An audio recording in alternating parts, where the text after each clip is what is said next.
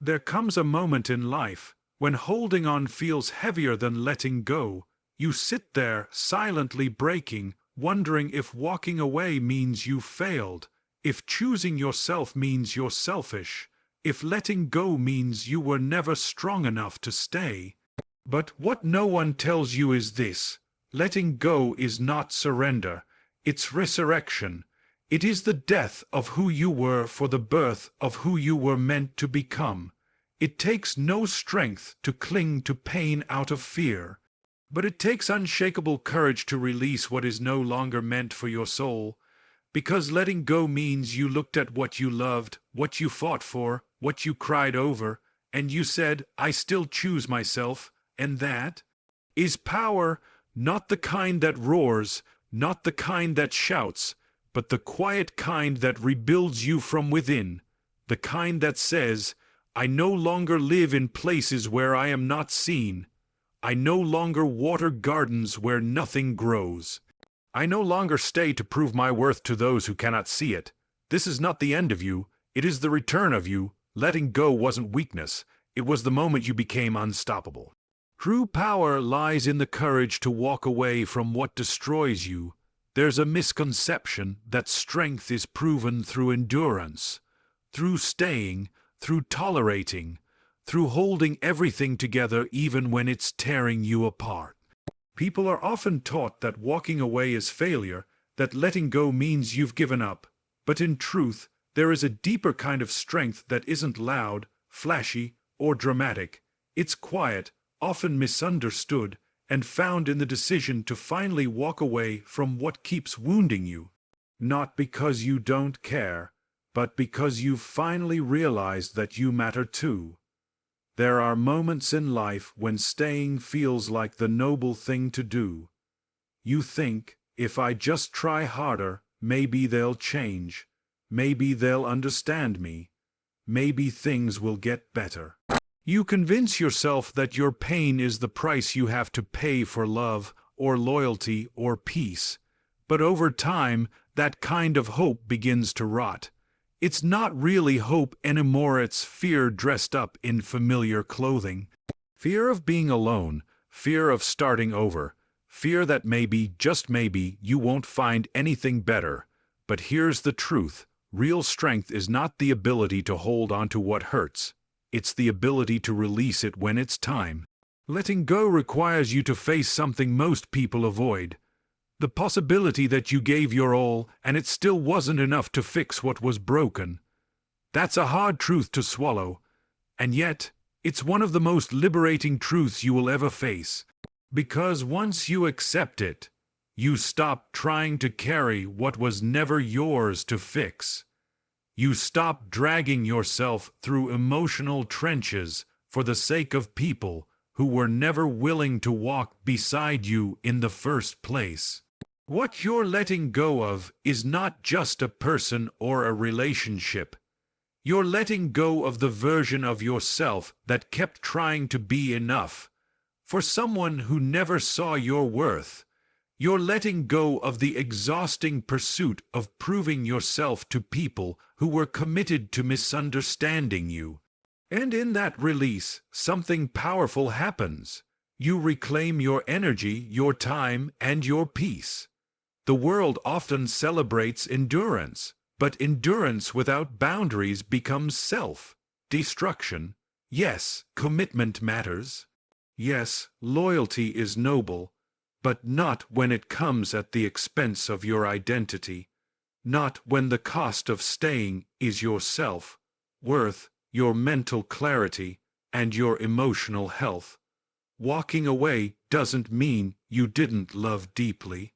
It means you loved wisely enough to know that real love never requires you to lose yourself. Some people will never understand your decision to let go, and that's okay. You don't owe anyone an explanation for choosing your well-being. The path you walk may be lonely at first, but it will lead to a life where you are no longer shrinking to fit someone else's comfort. It leads to clarity, to healing, to spaces where you are celebrated, not just tolerated. So no, letting go wasn't weakness. It was the moment you stood tall, looked at what was breaking you, and said, "I deserve better than this, and you were right." That's not weakness, that is the ultimate power. Suffering doesn't sanctify you, discernment does for too long. People have been taught that enduring pain without question is a sign of strength, that if you love someone, you must bear whatever comes. That loyalty means staying even when the cost is your own well-being, but suffering is not proof of love. Endurance is not always wisdom, and pain left unchecked does not make you noble. It makes you invisible to yourself. There's a difference between being committed and being consumed, between standing by someone and standing in the fire they keep lighting. You can give your all and still find yourself empty. You can believe you're doing the right thing, only to wake up and realize you've slowly lost the essence of who you are. That's not love, that's a cycle, and cycles only break when someone finally says, "Enough." Discernment is the gift you develop when you've been through enough pain to see clearly. It's not cold. It's not cruel. It's not a wall built out of bitterness. It's clarity. It's recognizing that your heart is valuable, and not everyone deserves access to it.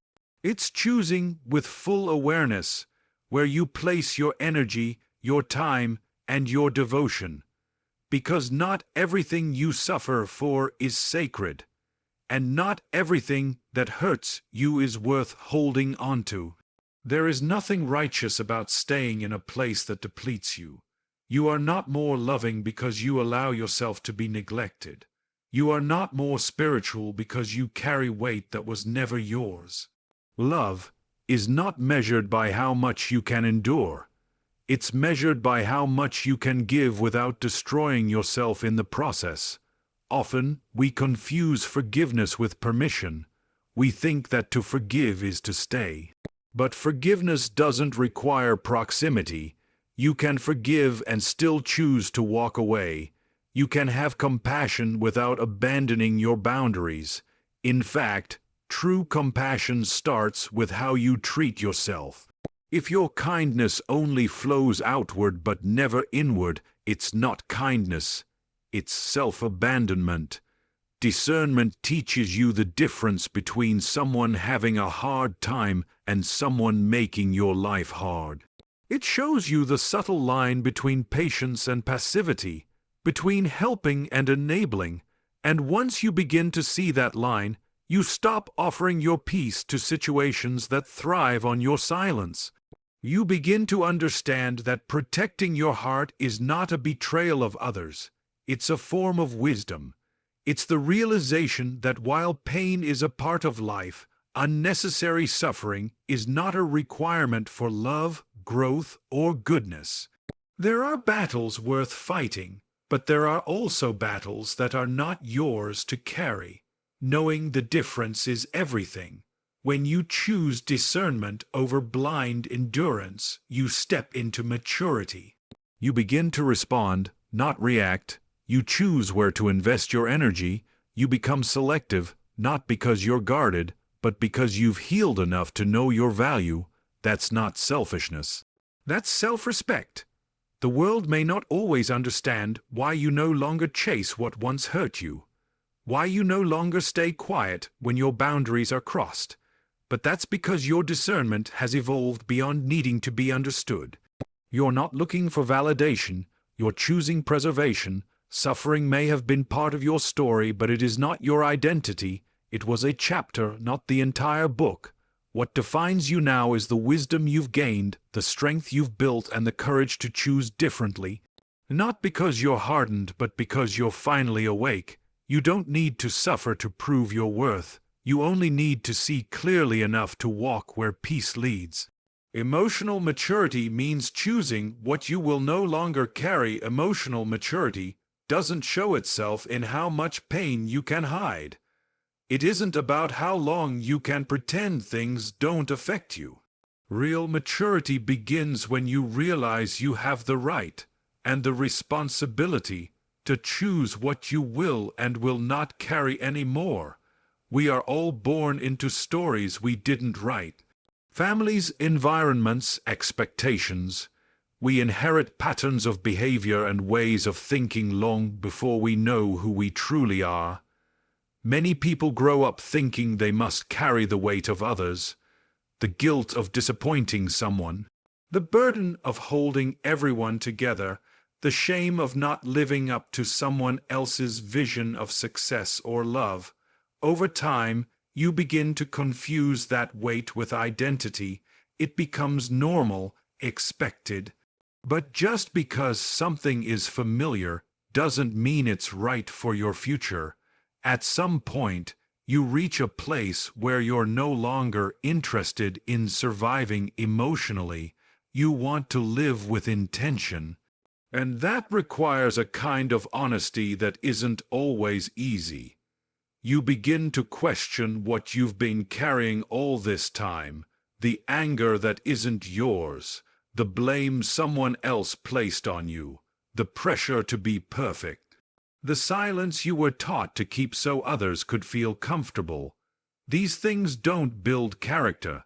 They erode your spirit. Letting go of these emotional burdens isn't selfish. It's self-preservation. It's the realization that you cannot heal if you keep carrying the same weight that broke you in the first place. You begin to see that your worth is not measured by how much pain you can endure silently. Your worth is measured by your ability to draw boundaries, speak your truth, and step away from roles that were never yours to begin with. This doesn't mean you stop caring about others. It means you stop sacrificing your peace to meet expectations that were never rooted in love. There's a difference between support and self-sacrifice. One builds connection, the other builds quiet resentment. When you constantly carry what others refuse to deal with, you don't become a hero. You become a container for everyone's unresolved emotions. And eventually, that container overflows. Emotional maturity also means recognizing that you can't heal anyone else's wounds by bleeding for them. You can walk beside people, but you cannot walk for them. You can hold space, but you cannot hold responsibility for someone's choices. The moment you start living with that clarity is the moment you begin to reclaim your power. Sometimes people will accuse you of being distant, of changing, of not being like you used to be. That's because the version of you they were comfortable with was the one who kept giving endlessly without question, the one who made excuses for others, the one who stayed silent to keep the peace. But growth demands change, and peace without honesty is just quiet suffering. You begin to choose your emotional investments wisely. Not everyone deserves front row access to your life. Not every relationship needs to be preserved. Not every argument needs to be answered. That's not indifference, it's intention. You learn to protect your energy not because you're angry, but because you've finally learned what it costs to give it away carelessly. Emotional maturity doesn't come with age, it comes with awareness. And once you've seen the damage of carrying what was never yours, you can't unsee it. You begin to drop the expectations, the guilt, the patterns. You begin to make space for healing, for peace, for truth. Because at the end of the day, the most powerful thing you can say is not, "I can take it." It's, "I no longer choose to." When you let go, you don't lose them. You find yourself letting go often feels like loss.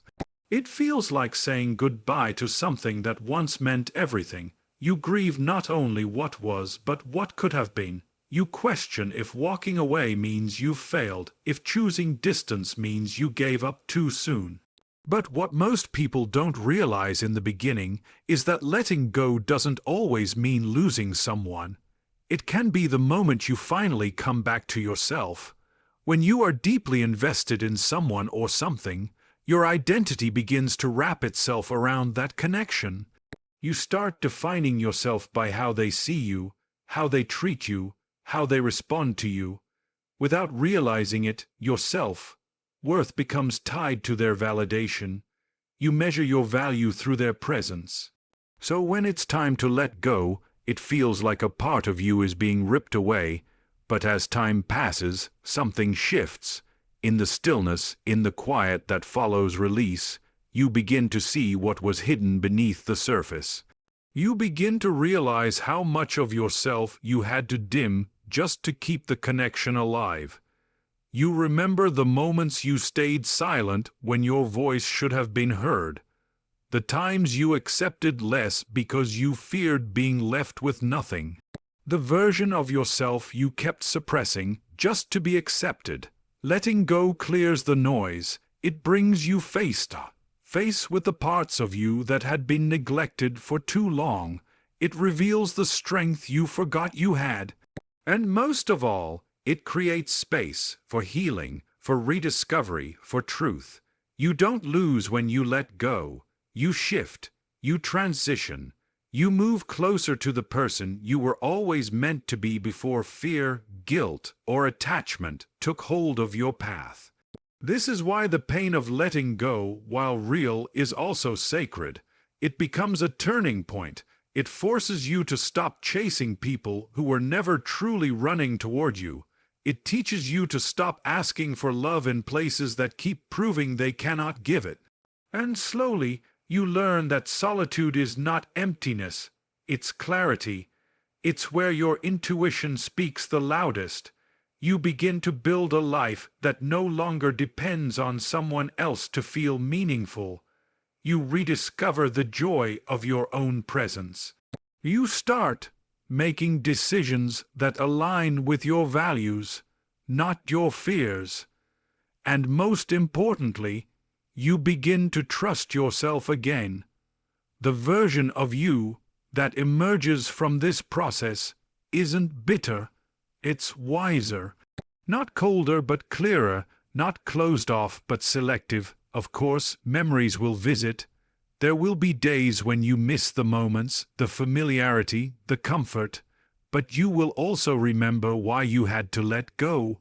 You'll recall the weight you carried, the parts of yourself you lost in trying to hold something together that was slowly falling apart. And in that remembering, you'll find peace. Not because the past didn't matter, but because you now matter more to yourself. Letting go doesn't mean the love was meaningless. It doesn't mean the effort was wasted. It simply means you've stopped negotiating your worth. You've stopped waiting to be chosen by someone else and started choosing yourself instead. That's a transformation no one can take from you. So no, you didn't lose them when you let go. You finally found yourself, and that discovery is worth more than anything you had to release to get there. The most powerful response to being undervalued is your absence. There is something deeply painful about giving your best and being treated like it was ordinary. You offer your time, your loyalty, your energy, pieces of your heart, and in return, you're met with indifference or neglect. It leaves you questioning yourself, wondering what more you could have done, what you should have changed, how you could have been better. But the truth is, the problem was never your value. The problem was that they were never willing, or perhaps able, to see it. Many people stay in places where they're constantly undervalued, not because they don't recognize the pain, but because they're still hoping it will change. They hope that if they just try a little harder, become a little more understanding, a little more patient, then finally someone will notice what they bring to the table. But you cannot make someone see you when their mind is closed to your worth. And staying in those spaces slowly chips away at your spirit. You start to minimize your needs, you silence your voice, you settle for crumbs while convincing yourself it's a full meal. And over time, you forget what it feels like to be genuinely seen, heard, and appreciated. This is not the life you were made for. This is not what healthy connection feels like. And the longer you stay in places that can't recognize your value, the more you start to question whether you even have any. But here's where your power lies, not in begging to be understood, not in over-explaining your worth, but in stepping away. Your absence becomes the statement you never need to say out loud. When someone grows used to your presence, to your kindness, to your consistency, they may start to take it for granted. They assume you'll always be there, always bending, always showing up, until one day you don't. And that silence, that absence, it speaks volumes. It reveals the gap you once filled, the space only you could occupy. It forces reflection, not out of cruelty, but out of consequence. People often learn through loss what they were blind to in comfort. Your absence teaches what your words never could. It creates the mirror they refused to look into when you were right there, hoping they'd understand. Walking away isn't about revenge, it's about release. It's about no longer choosing to be overlooked when you were made to stand in the fullness of your presence. It's not about proving your worth to them. It's about remembering it for yourself. When you stop showing up for people who made your presence feel optional, you create space for people who will treat it as essential. This doesn't mean you stop loving. It doesn't mean you carry bitterness. It simply means you've decided to no longer sit at tables where your soul is starved. You've chosen to stop explaining the value of your loyalty, your time, your energy. Because when someone truly values you, they won't need convincing. And when you step back, you begin to rebuild from the inside out. You no longer wait for someone to tell you what you deserve. You define it yourself. You become intentional about where you give your time, who you allow into your emotional space, and what kind of energy surrounds your life. Your absence isn't punishment, it's protection. It's the boundary that says, if you cannot honor what I bring, then I will take it elsewhere. It is the closing of a chapter not out of spite, but out of wisdom. Sometimes the greatest act of self-respect is walking away from what refuses to grow with you, and in that walking away, in that quiet yet powerful decision, you do not lose. You finally return to the life where your presence is not only noticed, but deeply valued.